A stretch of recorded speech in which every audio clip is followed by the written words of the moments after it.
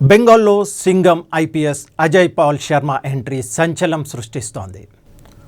గుండాలకు ఆయన నేరుగా సవాల్ విసిరారు. ఎవరైనా దౌర్జన్యానికి దిగితే కఠినంగా వ్యవహరిస్తాం అని హెచ్చరించారు. టీఎంసీ అభ్యర్థి జహంగీర్ ఖాన్ ఎవరు? జహంగీర్ ఖాన్ అడ్రస్ కోసం ఆయన స్వయంగా ఇంటి వరకు వెళ్ళారు. కానీ స్థానికులు అడ్రస్ చెప్పడానికి కూడా భయపడ్డారు. జహంగీర్ ఖాన్ ఇల్లు ఏది అని అడుగుతుంటే ఎవరూ సమాధానం చెప్పలేదు. అదే సింగం ఐపీఎస్ అజయ్ పాల్ శర్మ కొత్త స్టైల్. ప్రస్తుతం బెంగాల్ ఎన్నికల్లో ఆయన డ్యూటీలో ఉన్నారు. టీఎంసీ అభ్యర్థి జహంగీర్ ఖాన్ ఓటర్లను బహిరంగంగా బెదిరిస్తున్నాడనే సమాచారం అందగానే ఎస్ఎస్బి జవాన్లతో కలిసి ఆయన నేరుగా జహంగీర్ ఖాన్ ఉన్న కాలనీలోకి చేరుకున్నారు. అక్కడున్న జనాల్ని అడగగా సరైన అడ్రస్ చెప్పలేదు వాళ్ళు.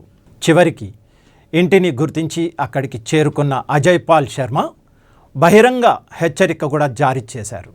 జహంగీర్ కుటుంబ సభ్యులు ఇక్కడే ఉన్నారు, అతనికి చెప్పండి, మళ్ళీ అతను ప్రజలను బెదిరిస్తున్నాడనే వార్త వస్తే తర్వాత గట్టి చర్యలు తీసుకుంటాం, ఆ తర్వాత ఏడ్చినా ప్రయోజనం ఉండదు అని వార్నింగ్ కూడా ఇచ్చారు.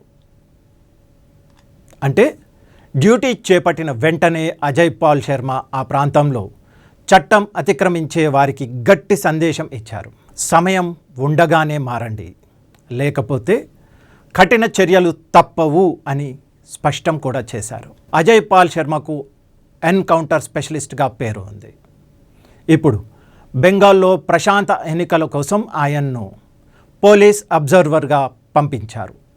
రెండో దశ పోలింగ్లో ఎలాంటి అల్లర్లు జరగకుండా చూడటమే ఆయన బాధ్యత.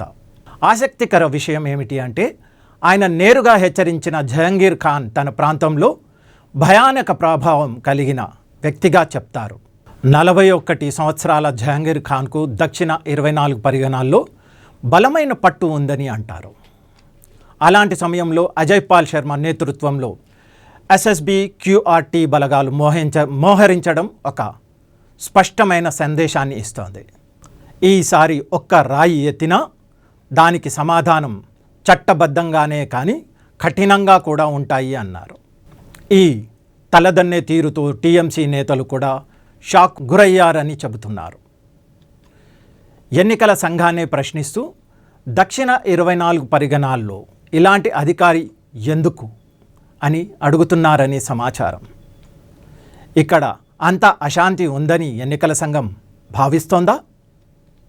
అందుకే ఎన్కౌంటర్ స్పెషలిస్ట్ను పంపించిందా అని వారు విమర్శలు కూడా చేసుకుంటున్నారు. కానీ అజయ్ పాల్ శర్మ వచ్చి చేపట్టిన కఠిన వైఖరి మాత్రం టీఎంసీకి అసౌకర్యంగానే కనిపిస్తోంది. మరోవైపు ప్రశాంతంగా ఎన్నికలు జరగాలని కోరుకునే ప్రజలు తమ ఓటు హక్కును స్వేచ్ఛగా వినియోగించుకోవాలనుకునే ఓటర్లు మాత్రం ఈ చర్యలను సమర్థిస్తున్నారని భావిస్తున్నారు. దీనిని బెంగాల్లో ఎన్నికలు, బూత్ క్యాప్చరింగ్ ఆరోపణలు, గుండాల బెదిరింపులు ఇవన్నీ ఒకవైపు. కానీ ఇప్పుడు రంగంలోకి దిగింది సింగం ఐపీఎస్.